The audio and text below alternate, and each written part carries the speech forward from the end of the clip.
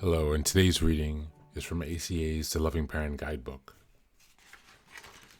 Today we are on chapter 1 again still, and we're on page 16, From Critical Parent to Loving Parent. I realized I did much of my physical self-care roughly with anger and resentment. It was the way I had been treated as a child. I started being gentler and began to see that this me that was being gentler and kinder might be my inner loving parent. You can recognize your own inner loving parent by noticing how loving parent interacts with the child differently than a critical one. Critical parents often deny feelings. Denial of feelings is a form of control and fixing. Loving parents make space for feelings. You can cultivate your inner loving parent by naming and empathizing with your inner child's feelings. In this way, you break the don't talk, don't trust, don't feel rule. The following comic strip illustrates the cost of denying feelings. The unspoken messages in the first strip is that it's not okay to feel sad or share feelings. Notice how you react to reading the first strip. Then notice the feelings you experience when reading through the same situation in the second strip. In the second comic strip, the parent listens. They name and make space for the child's feelings and needs. The child can have their feelings with a present and supportive person. Unspoken messages from a loving parent are that it's okay to talk about feelings. You can trust others. Difficult situations are survivable.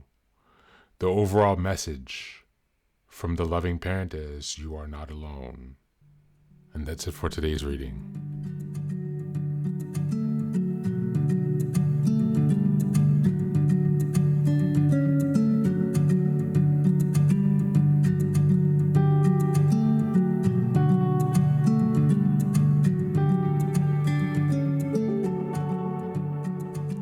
This one is a rough one. Even the last sentence, you are not alone.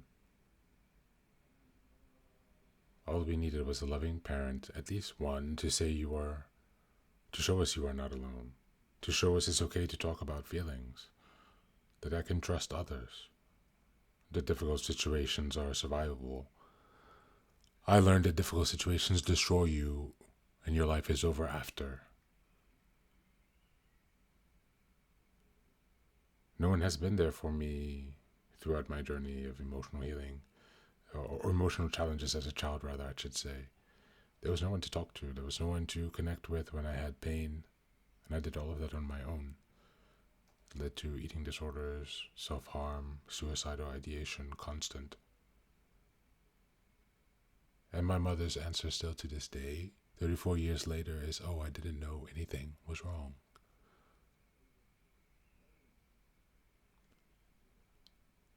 It's time for me to be my loving parent. It's time for you to be your loving parent. We deserve it. We deserve support. We deserve someone to be present with us. And those people exist. I have a very hard time believing that caring people out there exist, but it's true, they exist there somewhere. Somewhere in this universe they exist, and we can find them, we can connect with them, and we can have the reparative relational experiences that we require to heal. I genuinely believe that we can and we will find them. So for today, think about all of the ways that you can switch your critical parent to a loving parent. Make a list of all the time your critical parent raises, and then work on creating counter statements and facts to counteract the negative voices and the negative thoughts. Thanks again for being here, and I wish you a great day. Be well.